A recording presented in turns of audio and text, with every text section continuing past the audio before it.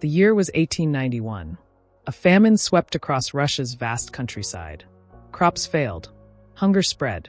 In villages from Smolensk to Samara, peasants starved by the thousands. And yet, the imperial trains kept running, full of grain, exported for profit while the people who grew it died in silence. This was not just mismanagement. It was cruelty coded into the bones of empire. Russia, the so-called Third Rome, ruled by Tsar Alexander III, was a colossus with feet of clay. Beneath its sprawling lands and orthodox grandeur lay rot, political repression, economic imbalance, and a centuries-old caste system that chained serfs to landowners, workers to factories, mines to censorship. By the late 1800s, the Industrial Revolution had finally reached Russia, but unevenly, violently. Railroads were built not to connect people, but to extract resources. Factories sprouted in St. Petersburg, Moscow, and the Donbass, but conditions inside were medieval. 12-hour shifts, child labor, no unions, no recourse, and behind it all, a czarist regime that demanded loyalty, obedience, and silence. Nicholas II inherited the throne in 1894. Young, inexperienced, devout. He believed his rule was sacred, ordained by God above politics. But politics were unavoidable. Strikes became common. In 1896, over 30,000 workers walked out in protest in the capital alone. The Tsar responded not with reform, but with police, prisons, and exile. The Okhrana, his secret police, grew powerful. Informants were everywhere. Even reading Marxist material could mean arrest. But repression bred resistance. Radical ideas began to spread underground, from worker to student, from pamphlet to party. The countryside was no better. The emancipation of the serfs in 1861 had promised freedom. Instead, it delivered debt. Freed peasants were forced to buy land at inflated prices while their former masters kept the best soil. Village communes struggled to survive. Many fled to cities, swelling the ranks of the urban poor. Others stayed, bitter, armed with pitchforks and memory. Russia was becoming a pressure cooker, and the Tsar, aloof, dismissive, kept tightening the lid. Then came 1898, a quiet but seismic event. In a small gathering in Minsk, representatives of various Marxist circles came together to form a single party, the Russian Social Democratic Labor Party. Their aim? Revolution. Their goal? The end of autocracy. Their vision? A socialist future. But even in those early days, there was confusion. Disagreements. How should they organize? Who should they recruit? Could peasants be trusted? Should terror be used? The seeds of a future split were already there, faint but present. Outside the halls of theory, reality moved fast. Factory fires. Strikes. Bread shortages. Protest marches. Russia was not yet in revolution, but it was close. The Tsar's grip was weakening, though he didn't see it. His ministers squabbled. His police tortured suspects in basements. But still, unrest spread. Workers demanded rights. Students called for reform. The old institutions, the church, the army, the bureaucracy, were losing legitimacy. By the turn of the 20th century, the question wasn't whether revolution would come. It was when, and who would lead it. It was a nation ruled by contradiction. At the top, a monarchy that called itself absolute, yet depended on fragile institutions to maintain control. Nicholas II, the last Tsar, held all legislative and executive power. But he was surrounded by ministers who often contradicted each other, and bureaucrats more interested in avoiding blame than solving crises. His court was isolated, encased in protocol and tradition. His policies were reactive, not strategic. Nicholas believed in fate more than planning, a dangerous faith in an empire already groaning under its own weight. Industrial expansion had finally given Russia cities, but those cities were choked with misery. In St. Petersburg, the new working class lived in cramped, damp tenements. Hundreds of families might share a single latrine. Clean water was scarce. Disease was not. Tuberculosis, cholera, and dysentery stalked every district.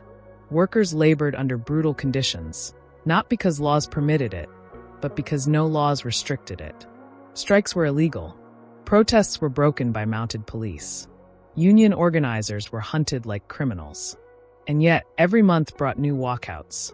The people had discovered their power, even if they didn't yet know how to wield it. And then there were the peasants, still the vast majority of the population. They made up nearly 80% of the empire. But they owned little, understood less of what was happening in the cities, and were often written off by revolutionaries as backward or apolitical. That was a mistake. The peasantry held memories of famine, of taxes, of soldiers trampling crops, of promises broken by Tsars and landlords alike. They did not need Marx to tell them life was unfair. They lived it. Most were illiterate, but not blind. They saw the trains that took grain from their villages while their children starved. They saw the forests closed off by landowners, the police siding always with the rich, the priests urging patience as if hunger was a spiritual test. And beyond the fields and factories, the empire's edges smoldered. Russia was not a nation-state. It was an empire of over 150 ethnic groups, held together by force and fear. In the Caucasus, in Ukraine, in Poland, in the Baltics, nationalism grew. Anti-Russian sentiment festered under Tsarist pressure to Russify the non-Russian peoples. Schools were forced to teach in Russian. Local religions were suppressed. Native elites were replaced by Moscow's appointees. Resistance ranged from whispered prayers and banned tongues to outright rebellion. Russia's imperial project was failing, but the Tsar refused to see it. Meanwhile, the revolutionaries watched. Some from exile, some from prison, others from smoky meetings in factory basements or university dormitories. Ideas spread faster than before, thanks to cheap printing presses and underground networks. Marx, Engels, and Plekhanov, their writings were copied, translated, passed hand to hand. Secret reading groups formed in cities and small towns alike. Young radicals debated not whether capitalism would fall, but how, and who would take its place. The state responded with violence. The Okhrana, Russia's secret police, infiltrated these circles. They planted agents. They tapped conversations. They arrested organizers and exiled them to Siberia. But suppression often radicalized more than it quelled. A student beaten in a police cell might return to university not chastened, but hardened. A factory worker who saw a comrade dragged off for reading illegal pamphlets might begin to memorize those very same words. And still, the Tsar believed in the righteousness of his rule. Nicholas spent more time in prayer than in political consultation. He dismissed warning after warning from advisors. He believed reform would weaken the throne. He saw protesters not as citizens with grievances, but as traitors to God's order. Even within his family, there were doubts, but never from the man himself. His wife, Alexandra, encouraged his obstinance. She too believed in divine right. They were living in the wrong century. This was the state of Russia at the close of the 19th century. A decaying monarchy, a rising working class, a restless peasantry, ethnic tension at the borders. And beneath it all, an idea taking root, that the empire could fall, and should fall. The Russian Social Democratic Labor Party, just formed in 1898, was not yet strong. It had no mass base. It lacked money. It had no open platform. But it had something more dangerous, vision. It spoke of a new world, not ruled by tsars or landlords, but by workers. It promised land to peasants, dignity to laborers, equality to minorities. And it claimed, with growing confidence, that revolution was not just inevitable but imminent. It was still a whisper in 1898. But whispers, if repeated often enough, can become thunder. Karl Marx had never stepped foot in Russia. But by the turn of the century, his ideas found their most combustible audience there. Not among the peasants in the fields, but among the students, exiles, and workers clustered in secret societies across Moscow, St. Petersburg, Kiev, and beyond. Marx had written of capitalism's collapse, of class struggle, of the historical necessity of socialism. But Russia wasn't capitalist in the Western sense. It was feudal in many ways, or post-feudal, trapped between two ages. That didn't stop the Russian radicals. They saw in Marx not a blueprint, but a prophecy. And they believed it would be fulfilled, not in Germany, as Marx predicted, but in Russia itself. In Geneva, in London, in Munich, Russian émigrés gathered. They met in cold rooms above cafes, renting space with pooled coins, arguing for hours over theory. The Emancipation of Labor Group, founded in 1883 by Georgy Plekhanov, was the first to seriously adapt Marxism to Russian soil. Plekhanov had once been a populist, believing the peasantry would rise on its own.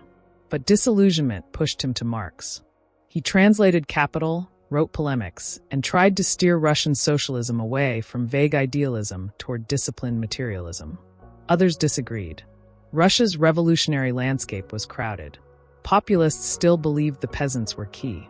Anarchists argued the state must be abolished entirely, not just replaced.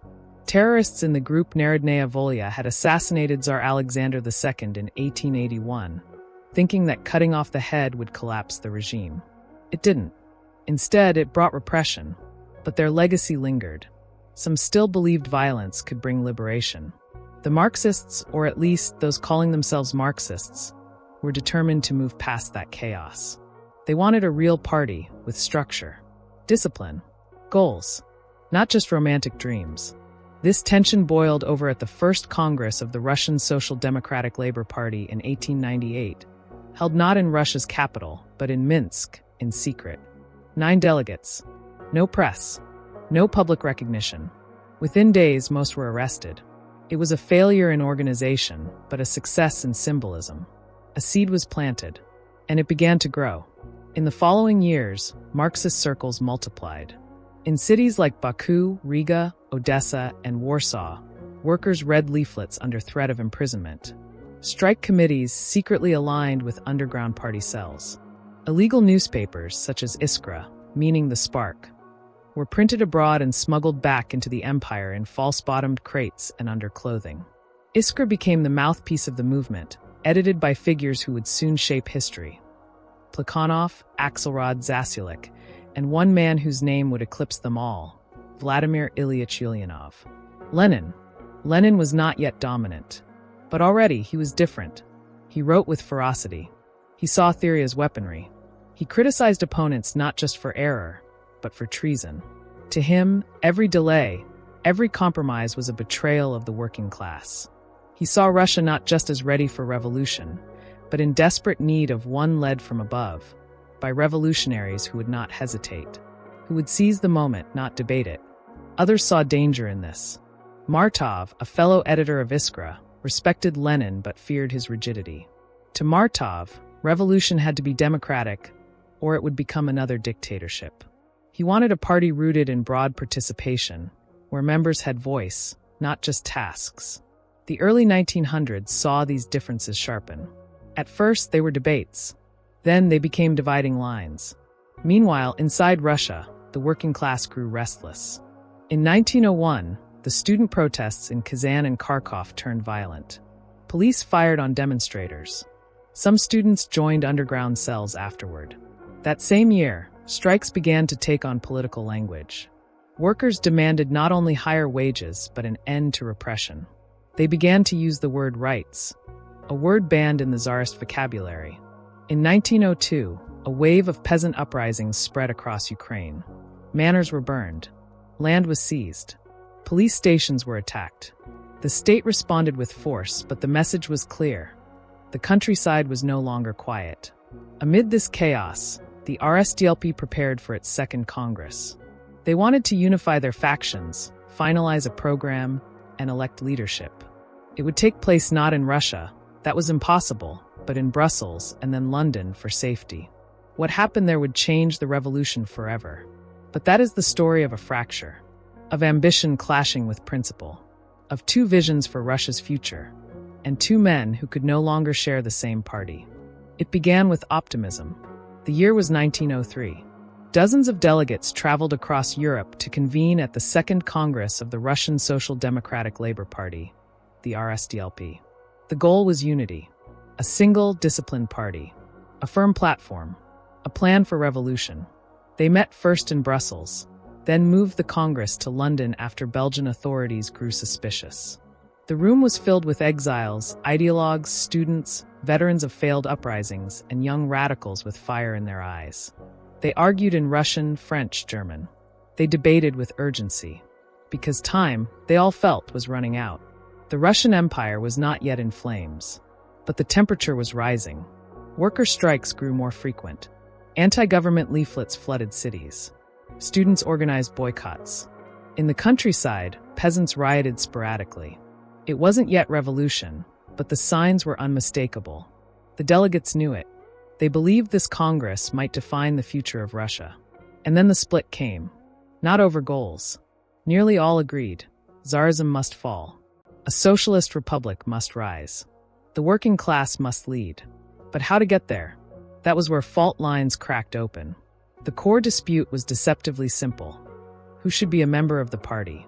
Julius Martov, one of the intellectual lights of the movement, argued for a broad democratic definition. He wanted members who supported the party, who helped its cause, even if they weren't full-time revolutionaries. Martov envisioned a mass movement, rooted in the people, shaped by debate, sustained by trust. His model was inclusive, open, flexible. Vladimir Lenin disagreed. Sharply, absolutely. To Lenin, revolution wasn't a game of numbers. It was war. And war required soldiers, not sympathizers. He proposed a stricter standard. A party member should be someone actively involved in a party organization, under party discipline. Not just supportive, but committed. Loyal. Trained. Revolutionary work, to Lenin, was too dangerous, too complex, too serious to be left to amateurs or well-wishers. Most thought the difference was minor, a technicality. But the vote exposed deep currents. Martov's definition won narrowly. But Lenin's supporters controlled the rest of the organizational votes. A few delegates left mid-Congress, shifting the balance. Suddenly, Lenin had the majority, and with it, control of the party's central committee and editorial board. The irony was sharp. Martov's side had won the vote on membership, but lost control of the party. It was at this moment that the labels were born. Lenin's faction began calling themselves the Bolsheviks, from bolshinstvo, meaning majority. Martov's followers became the Mensheviks, from menshinstvo, minority. It was a propaganda masterstroke. The names stuck, even though they didn't reflect reality. In fact, in the years immediately following the Congress, the Mensheviks often had more support. But politics is perception, and perception can become destiny. The break wasn't just organizational. It was philosophical, psychological, personal. Lenin saw the party as a weapon, a vanguard, a tool to seize power when the time came. He valued discipline above debate, action above consensus. To him, unity meant unity behind a line, his line. Dissent was weakness. Martov, by contrast, believed the party should reflect the workers themselves, flawed, diverse, noisy, but democratic. He saw Lenin's vision as authoritarian. Dangerous. A revolution, he warned, born without democracy would not produce democracy. It would replace one tyranny with another.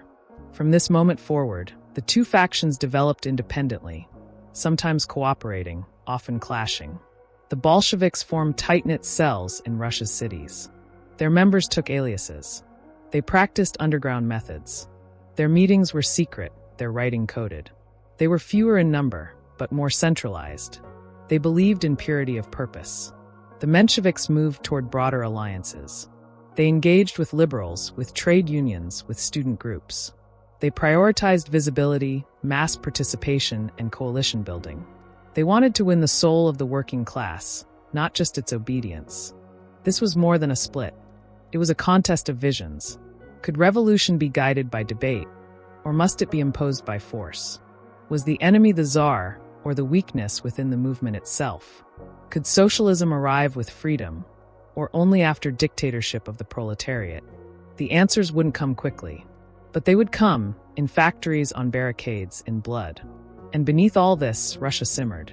The year 1904 saw a rising discontent. The war with Japan was going badly. Soldiers died in distant battles for land most Russians couldn't find on a map. Prices rose. Wages stagnated. Police cracked down harder. The Okhrana infiltrated party cells, arresting dozens, torturing some. But even in prison, even in exile, revolutionaries continued. Letters passed hand to hand. Pamphlets smuggled in and out. Ideas could not be chained. And both factions knew, when the next wave of revolution came, it would test them both. Not just in strategy, but in survival. The new year began in silence. A frozen St. Petersburg street. January 9th, 1905. They marched with icons, not rifles. Priests led them. Women carried bread as an offering. Children held banners reading "God Save the Tsar." It wasn't a revolution, not yet. It was a petition, a plea from the people, led by Father Georgy Gapon, a charismatic Orthodox priest and organizer. Over 100,000 workers and their families marched to the Winter Palace to deliver a message to Nicholas II. They asked for an 8-hour workday, for a living wage, for dignity. They believed, still, that the Tsar would listen. He never appeared. Instead, guards opened fire. Bullets tore through the cold. Bodies dropped on snow-covered stone. Panic swept the crowd. Men were trampled trying to shield their wives. Mothers screamed. Gapon, stunned, barely escaped with his life. Over 200 dead. Hundreds more wounded. That day would be remembered as Bloody Sunday. And in that instant, the illusion shattered. Nicholas was no father. He was a butcher. The empire erupted. Within weeks, over 400,000 workers went on strike. Railroads stopped. Telegraph lines were cut. Students walked out of classrooms. Universities closed. Villages exploded in land seizures and local uprisings. Sailors mutinied, most famously on the battleship Potemkin, where crewmen killed their officers and raised the red flag. For the first time, the Russian people, workers, peasants, soldiers, acted together, not as petitioners but as agents of change. And in the midst of chaos, something new emerged, the Soviet. In late 1905, in the city of St. Petersburg, striking workers began electing representatives. Not nobles, not party leaders, but fellow workers, to coordinate protests, manage supplies, publish newspapers.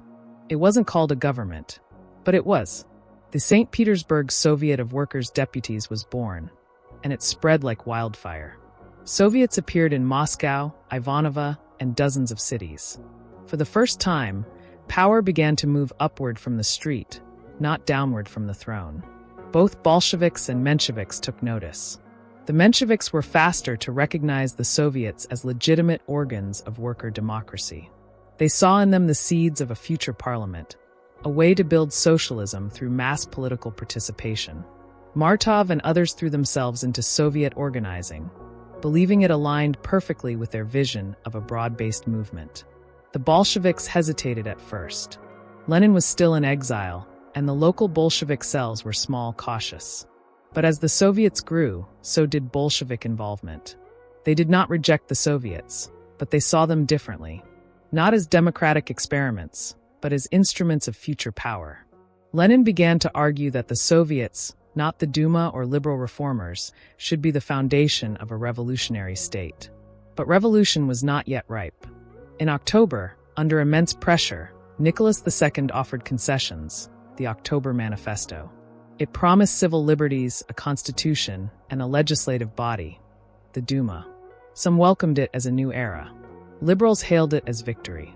Even some Mensheviks believed they had forced the Tsar to compromise. The Bolsheviks did not.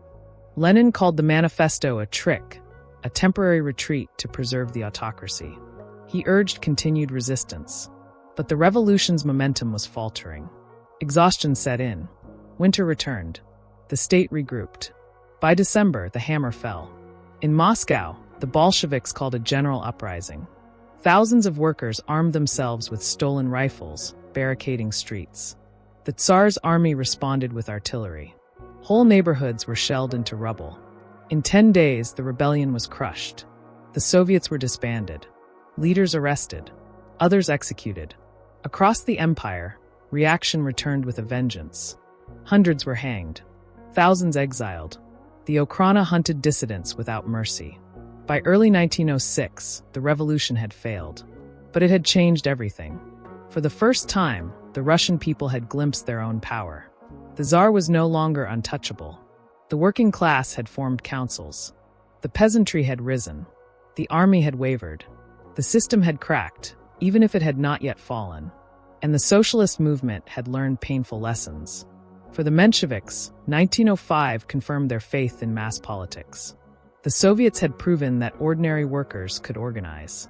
But they were shaken by the revolution's failure and began to focus more on legal methods. Running for Duma seats, building labor unions, engaging with liberal allies. For the Bolsheviks, the year confirmed something else. Power was not seized by resolutions or votes. It was taken by force. And it required preparation, discipline, and an unwavering belief in the necessity of revolution. The two factions grew further apart. The Mensheviks wanted democracy now, even if it meant compromise. The Bolsheviks wanted revolution now, even if it meant dictatorship. Both claimed the legacy of 1905. Both claimed to represent the people. But 1905 had also exposed a deeper truth. Russia would not change peacefully. The war began far from Russian soil, but its poison seeped quickly into every Russian home. August 1914. Germany declared war on Russia. Austria-Hungary followed. Within days, millions of Russian men were conscripted and marched off to the front. Tsar Nicholas II, believing war would unite the nation behind the throne, stepped into command. Instead, he walked his empire into disaster. World War I was unlike anything Russia had seen. It was not a brief campaign. It was total war: trenches, machine guns, poison gas. Within months, tens of thousands of Russian soldiers were dead. By the end of the first year, that number grew to hundreds of thousands. Many had been sent to the front without rifles, told to wait for a fallen comrade's weapon. Ammunition ran out. Boots were shared. Supplies collapsed. Entire units disintegrated under German artillery. And on the home front, the cost was worse. Trains were diverted to carry troops and munitions, not grain. Food shortages became starvation. Prices tripled. Coal vanished from cities. In Petrograd, the new name for St. Petersburg changed to sound less German. People waited in breadlines for hours, only to be told there was nothing left. Hunger hollowed out the empire. And so did silence. Criticism of the war was treason. Newspapers were censored. Letters intercepted. Dissidents imprisoned. The regime ruled by fear, and fear was cracking. As the war dragged on, the people's faith eroded. Not just in the war, but in the Tsar. Nicholas II made a critical mistake in 1915. He left the capital and took personal command of the Russian army. It was a symbolic move meant to boost morale. Instead, it made him directly responsible for every military failure. Worse, it left his wife, Alexandra, in charge of domestic governance. A deeply unpopular German-born empress, isolated in court and increasingly dependent on a mystic, Grigory Rasputin. Rasputin's influence disgusted the public. Rumors of debauchery, corruption, and treason filled the streets. Ministers were appointed and dismissed on his word. Policies shifted with no explanation. While soldiers died in the mud and civilians starved in cities, the imperial palace rotted from within, decadent, detached, and utterly incapable of reform. And below that rot, the revolutionaries reawakened. At the war's outset, most socialists had paused their agitation. Even some Mensheviks supported the war effort, arguing that defending the Russian homeland was necessary. But that unity didn't last. The war was not liberation. It was slaughter. As casualties mounted, both Bolsheviks and Mensheviks began to speak out again. Carefully at first, then with growing boldness. Lenin, still in exile in Switzerland, had never supported the war. He called it an imperialist bloodbath, a war between rival capitalist classes that used workers as cannon fodder. He urged soldiers to turn their rifles against their own officers. The real enemy, he wrote, is at home. His position was extreme, even among socialists. But as 1916 turned to 1917, it didn't sound so extreme anymore. Mutinies broke out. Soldiers refused orders. Desertion spread like disease. On the front, entire divisions broke and ran. In cities, workers struck again for food, for fuel, for peace. The government responded with arrests, with bans, with more propaganda. But nothing worked. The trust was gone. And then, in February 1917, the empire snapped. It began with a protest by women in Petrograd on International Women's Day, a demonstration against bread shortages. But it swelled. Within days, workers joined. Then students. Then soldiers. They marched not just for bread, but for an end to the war, to hunger, to the monarchy. Barricades were built. Police stations burned. Troops ordered to fire refused, and many joined the protesters. The army, the empire's last pillar, had turned. The Duma, Russia's parliament, tried to stabilize the situation. But it was too late. On March 2, 1917, Tsar Nicholas II abdicated. The Romanov dynasty, which had ruled for over 300 years, was finished. In its place, a provisional government was formed, made up mostly of liberals and moderate socialists. They promised a new era: free speech, free press, a constituent assembly. Political exiles returned from abroad. Prisons were emptied. Censorship lifted. Russia breathed for the first time in decades. But not everyone believed the new regime would last. The Bolsheviks were skeptical from the start. They saw the provisional government not as a break from the old regime, but as its extension, a bourgeois shell that would never give real power to workers and peasants. The Mensheviks, by contrast, chose to participate. They believed in gradual transition, in building democracy first. They supported the government, conditionally, hoping it would lead to a constitutional socialist republic.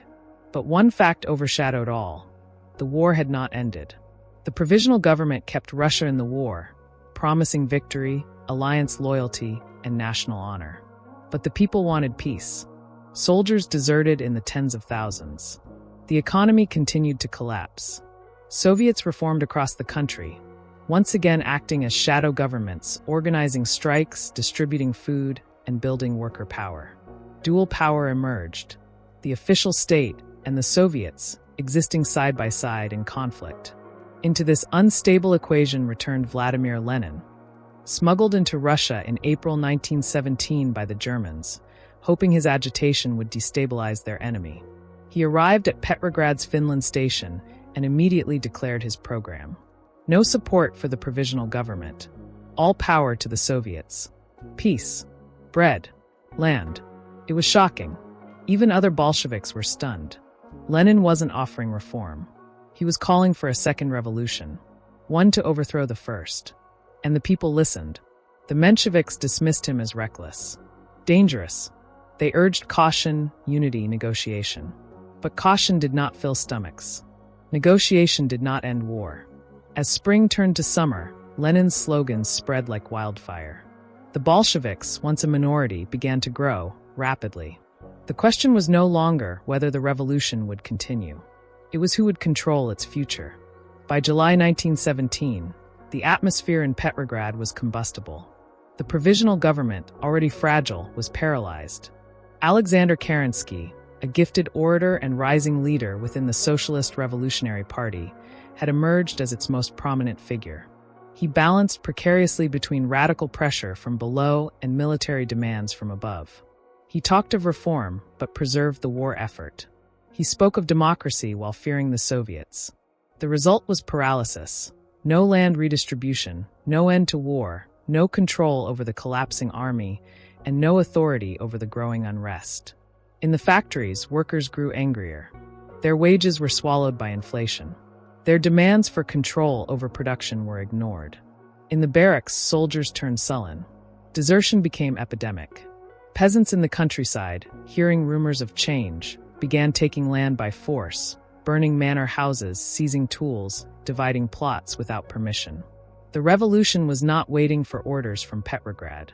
It was happening, chaotically, from below. Into this chaos stepped the Bolsheviks, stronger, louder, bolder than ever. Between April and June, their numbers swelled from a few thousand to tens of thousands. Their slogans, peace, bread, land, and all power to the Soviets, were scrawled on factory walls and shouted in marches. They distributed leaflets, ran newspapers, and spoke at every street corner and workers' meeting. Trotsky, recently returned from exile, joined the Bolsheviks and brought with him a thunderous presence. His speeches could move crowds of thousands. His logic was brutal, his timing impeccable. Lenin was no longer a fringe figure. He was a contender. By early July, a spontaneous uprising surged through Petrograd. Workers, soldiers, and sailors, especially from the Kronstadt naval base, took to the streets demanding the Soviets seize power and end the provisional government. Tens of thousands marched, armed and angry. But the Bolshevik leadership was divided. Lenin hesitated. The moment wasn't right. They hadn't secured national support. They feared a failed uprising would destroy the party. So they stepped back. It was a costly decision. The provisional government, seeing an opportunity, struck. Trotsky and other leaders were arrested. Bolshevik headquarters were raided. Their newspapers shut down. Lenin fled into hiding, disguised in a wig, beard shaved, smuggled to Finland under the cover of night. In Petrograd, posters labeled him a German agent. The Bolsheviks were discredited, or so it seemed. But Kerensky misread the situation. Instead of crushing Bolshevik influence, the crackdown exposed the government's desperation. And when General Lavr Kornilov, commander-in-chief of the army, attempted a right-wing coup in August, demanding martial law and the dismantling of the Soviets, it was Kerensky who panicked. He turned to the only force organized enough to resist, the Bolsheviks. He armed them. Red Guards, factory militias, and Bolshevik volunteers flooded the streets. They stopped trains. They sabotaged communications. They rallied the workers. Kornilov's coup failed without a major shot fired, not because of the provisional government, but because of the Bolsheviks. And just like that, the political tide turned again. The Bolsheviks were no longer just a revolutionary faction. They were the protectors of the revolution. By September, they held majorities in key Soviets, including Petrograd and Moscow. Trotsky was elected chairman of the Petrograd Soviet. Lenin, still in hiding, urged immediate action. He wrote letter after letter, demanding the Bolsheviks seize power before the window closed. Some in the party, notably Kamenev and Zinoviev, urged caution. They feared civil war. But Lenin dismissed hesitation as betrayal. He believed the time had come. The situation by now was unique. The provisional government had lost control of the countryside, the army, and even the cities. The Soviets existed as parallel power structures, technically subservient, but practically independent. The Bolsheviks had a disciplined core of revolutionaries, armed Red Guards, and growing public support. And they had a plan. Trotsky, now the military mind of the Bolsheviks, meticulously prepared the takeover. He placed loyal forces at key points: railway stations, telegraph offices, bridges, government buildings. The Petrograd Soviet's newly created Military Revolutionary Committee, dominated by Bolsheviks, served as the legal cover for what was in essence a coup. On the night of October 25th, Julian calendar, November 7th by the Gregorian, the Bolsheviks moved. It was bloodless, almost surreal. Red Guards walked into ministries and arrested ministers without resistance. They took the state bank, the telegraph office, the post. By morning, the Winter Palace, seat of the provisional government, was surrounded. Inside, Kerensky was gone, having fled to rally troops. The remaining ministers waited in silence. By nightfall, Bolshevik forces stormed the palace. There was no grand battle, no final stand. The palace guard offered little resistance. In the grand halls once reserved for emperors, the Bolsheviks declared the end of the provisional government. That night, the Second All-Russian Congress of Soviets opened, just in time for Trotsky to announce the transfer of power. Many Mensheviks and moderate socialists walked out in protest, calling it illegal. But the Bolsheviks remained, and they declared a new government, the Council of People's Commissars. Headed by Lenin, power had passed, not through ballots, not through negotiation, but through precision and will. The Mensheviks condemned it. They believed socialism must be built democratically. They saw the coup as a betrayal of the revolution's ideals. They called for a return to parliamentary rule, for new elections, for coalition. But their words rang hollow. The Bolsheviks had the Soviets, the streets, the guns. And so, the revolution was no longer shared. It belonged to one party.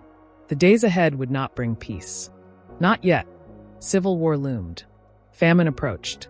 The old world had not died. It had merely retreated, waiting to strike. But for now, the red flag flew over Petrograd. And the Bolsheviks, once a minority faction in exile, now ruled the largest nation on earth. The Bolsheviks had seized power, but not legitimacy. To them, legitimacy came from action, not permission. They had taken the Winter Palace, assumed control of government ministries, and declared the provisional government dead. But the reality outside Petrograd was more complex, more dangerous. The rest of Russia was vast, disconnected, suspicious, and in many places hostile to Bolshevik rule. Barely a day after the October Revolution, Lenin moved to consolidate control. He issued the Decree on Peace, a demand to end Russia's participation in World War I, and the Decree on Land, which legalized the spontaneous seizures already occurring across the countryside.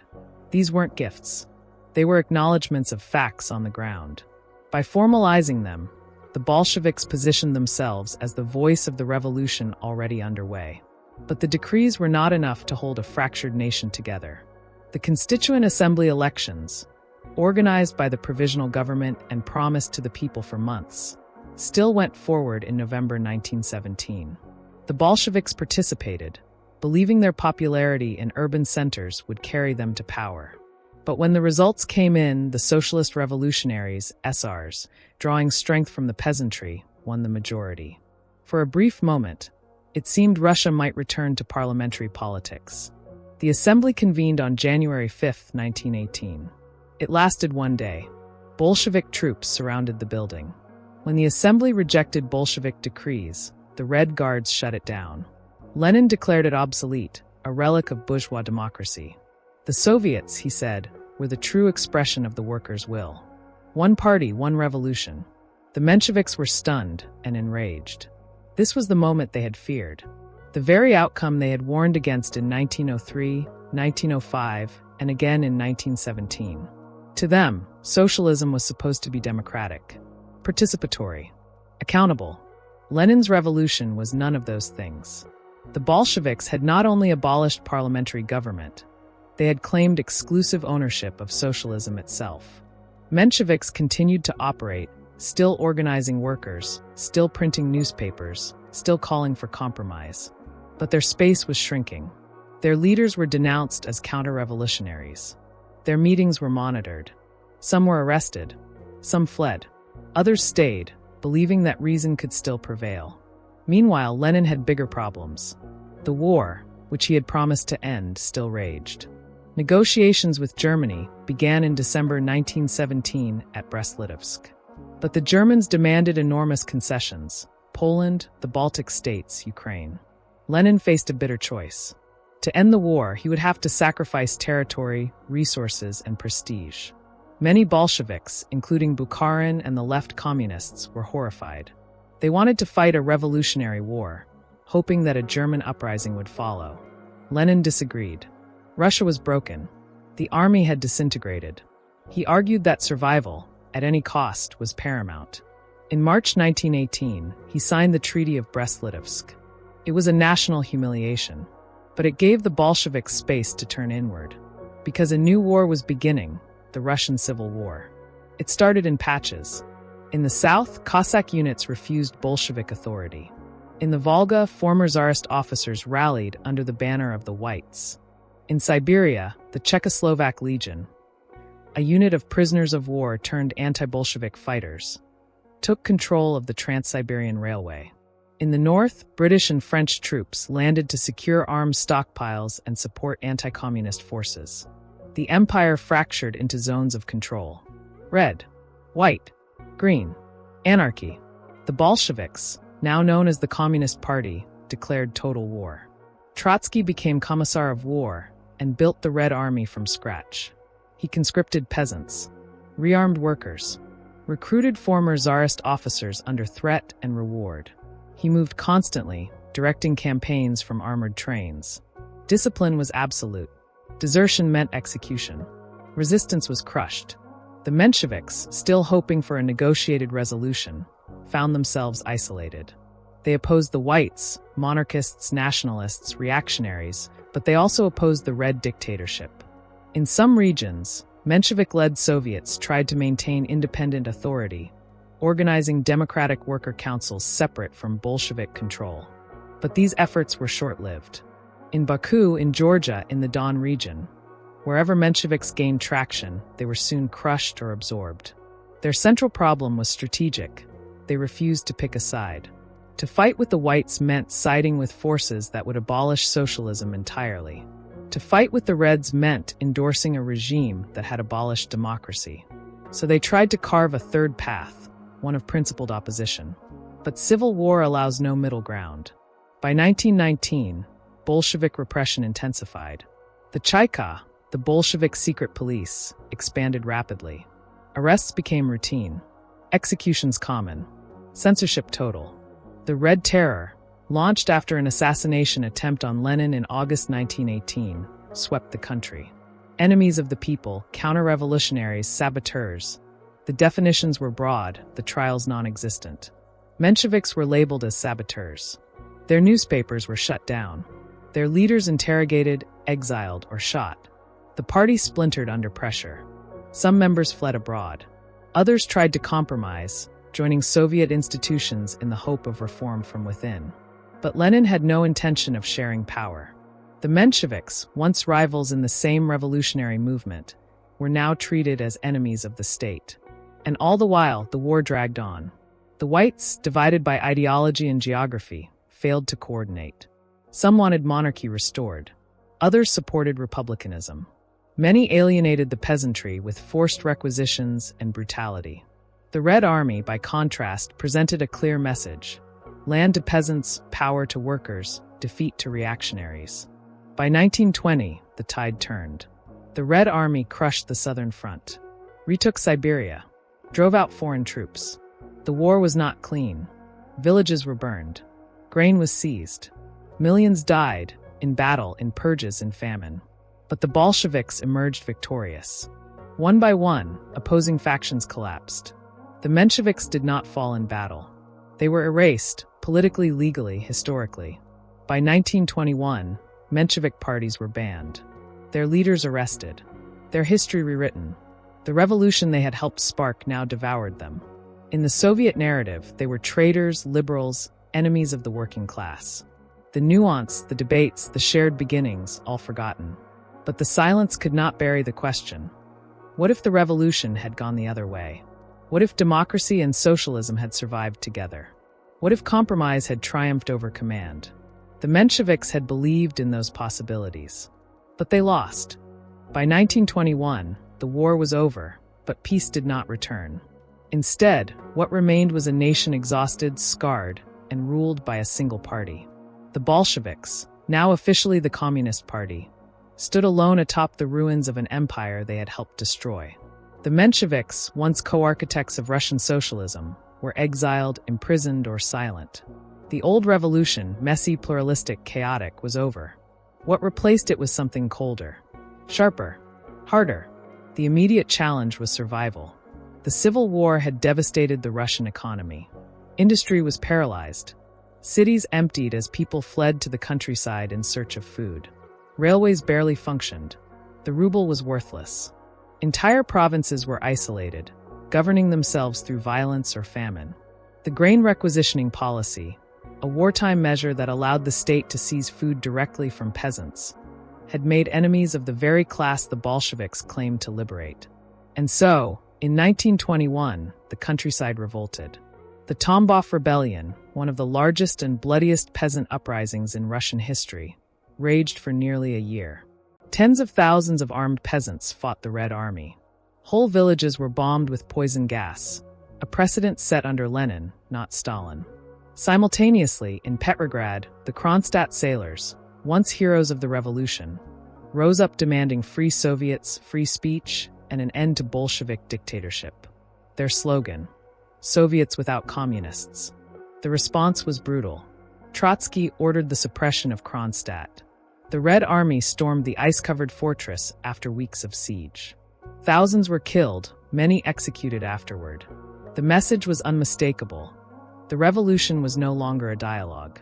It was a monologue, and those who spoke out of turn would be silenced, even if they had once fought beside you.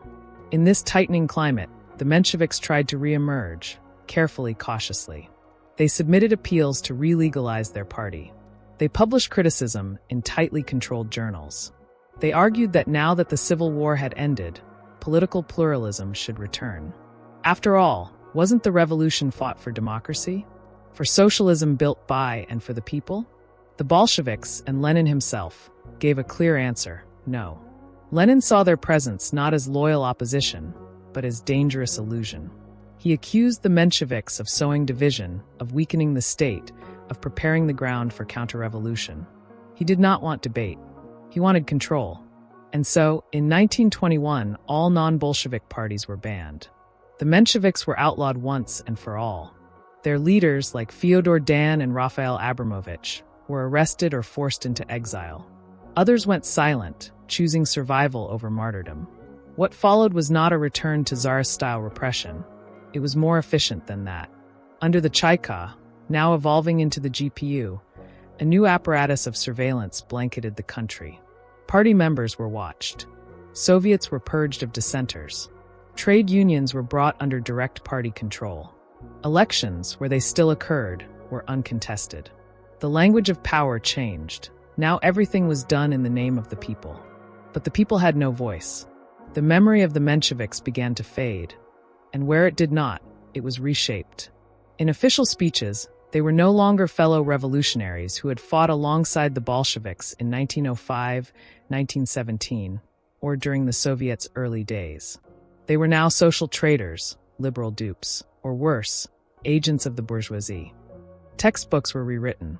Revolutionary anniversaries made no mention of Martov, of the 1903 split, or of the debates that once defined the socialist movement. The revolution was retroactively purified, its origins traced directly to Lenin, its victories credited solely to Bolshevik genius. But outside the Soviet Union, the story lived on.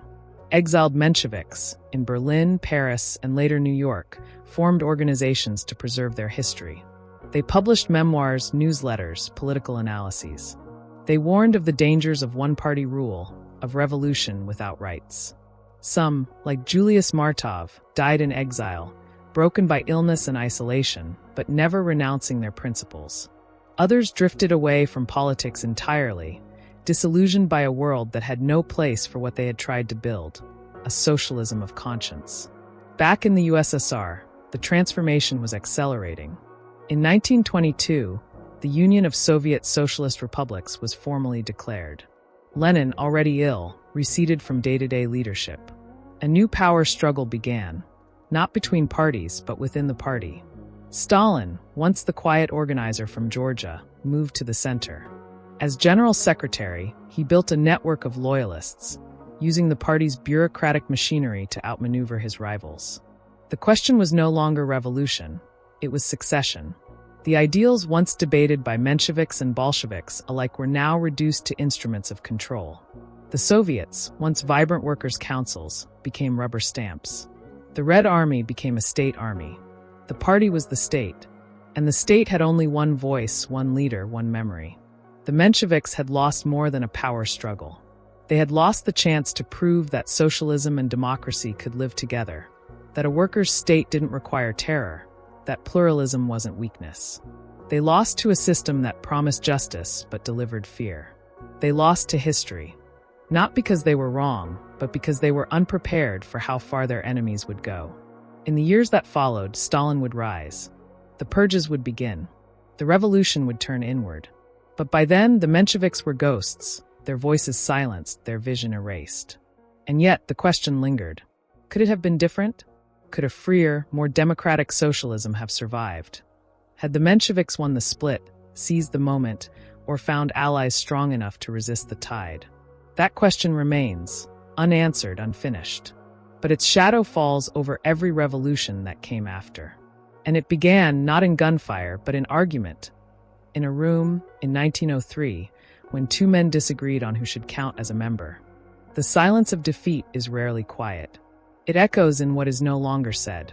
After the Mensheviks were outlawed in 1921, their legacy entered a new phase, not of evolution, but of erasure. Inside the Soviet Union, their names disappeared from newspapers. Their faces vanished from official photographs. Documents were rewritten, minutes edited, quotations selectively purged. A political amnesia settled over the early revolutionary years, not by accident, but by design. The regime had no place for pluralism, not even in memory. And so, the Bolshevik version of the revolution became the only version. The story, retold to each new generation, cast the Bolsheviks as the sole engine of history. The 1905 revolution? A Bolshevik precursor. The February uprising? Spontaneous, until Bolsheviks gave it purpose. The Soviets? Born pure, but only realized through Bolshevik direction. The Mensheviks, if mentioned at all, were reduced to a footnote, a cautionary tale, an ideological error. But history does not vanish cleanly. Its fragments persist. In exile, Menshevik survivors fought a quieter war, against oblivion. In Berlin and Paris throughout the 1920s and 1930s, scattered networks of former Mensheviks tried to preserve the truth as they remembered it. Fyodor Dan, one of the last key figures, edited journals, compiled records, and interviewed veterans of the movement. Their task wasn't propaganda. It was rescue. They sought to document what had really happened. The debates, the alliances, the protests, the splits, the dream of a socialism that did not kill its children. Their lives were difficult. Stateless, under surveillance, dependent on meager donations. Many had fled just ahead of Chaikau arrests. Others had survived by surrendering their political voices inside Russia and later fled the tightening Stalinist grip. They found temporary refuge in the West, but even there, they were often isolated. The world had moved on. The Russian Revolution was now seen through the prism of power, not possibility. And in that view, only the victors were remembered. But it was in Georgia that the Menshevik vision briefly lived again.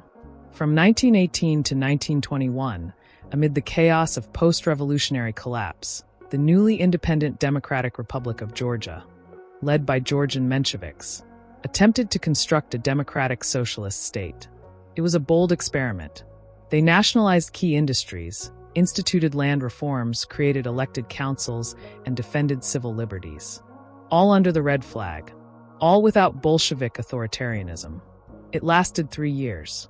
In 1921, the Red Army invaded under the pretext of protecting the Georgian proletariat. The real motive was simpler. No alternative models could be allowed to exist. Tiflis fell. The Mensheviks fled. And the last living example of democratic socialism inside the former Russian Empire was crushed under tanks and artillery. The Bolsheviks, now unchallenged, turned inward. With Lenin's death in 1924, the revolution entered its final metamorphosis. Stalin, once the least known of the early leaders, outmaneuvered Trotsky, Zinoviev, Kamenev, and every other rival. He spoke in the name of Lenin while methodically dismantling everything that had defined the early years. The pluralism, the debate, the experimentation. The party ceased to be a movement and became an apparatus, and the state, a machinery of fear. In this environment, even the memory of the Mensheviks was dangerous. Former Bolsheviks who had once sympathized with Martov or Dan found themselves accused of deviationism. Those who had attended the 1903 Congress, once a badge of honor, learned not to speak of it. Under Stalin, history was not a record, it was a weapon, and it had to be forged anew. The old debates? Forgotten. The old rivals? Deleted. In the 1930s, during the Great Purge, the final blow fell. Anyone with ties to non-Bolshevik socialism, no matter how distant, was suspect. Former SRs, Mensheviks, anarchists, and even many early Bolsheviks were executed or sent to the Gulag. Confessions were extracted under torture. Show trials paraded former revolutionaries as traitors. The revolution had turned entirely on itself, and only one narrative survived, Stalin's. Yet far from Soviet borders, the truth flickered. In libraries in Europe, later in New York and London, Menshevik archives were stored, pamphlets, minutes from early party meetings, personal letters, photos from before the erasure. These materials, preserved against the tide of official lies, would later become invaluable to historians. They told the story the regime had buried, that the revolution had choices, that it could have gone another way, but those choices had consequences. The Mensheviks, in their belief in process, dialogue, democracy, had underestimated their rivals. They thought ideas would compete on merit. They failed to grasp that Lenin, and later Stalin, would destroy every rival without hesitation. The Mensheviks had principles. The Bolsheviks had power. The Soviet Union endured for nearly 7 decades. Generations grew up believing there had only ever been one path, one party, one truth. The textbooks never mentioned Martov. The museums never displayed the early congresses. The word Menshevik became not history, but slander, a term used in denunciations, a label to justify arrests. But when the Soviet Union finally collapsed in 1991, the buried past surfaced. Historians reopened the archives. Letters from Martov, speeches by Dan, the full transcripts of the 1903 Congress, the newspapers of the early revolutionaries, they returned. And so did the questions. What if the Soviets had remained open forums of worker power? What if political parties had been allowed to coexist? What if socialism had been built not through dictatorship, but through debate? These are not idle questions. They shape how we think of revolutions today, their promises, their perils. The story of the Mensheviks is not just about Russia. It is about the danger of believing that ends justify means that unity must come through force, that dissent is treason. In 1903, two visions of revolution stood on a knife's edge. One believed in control, the other in democracy. History chose control, but it remembers the cost.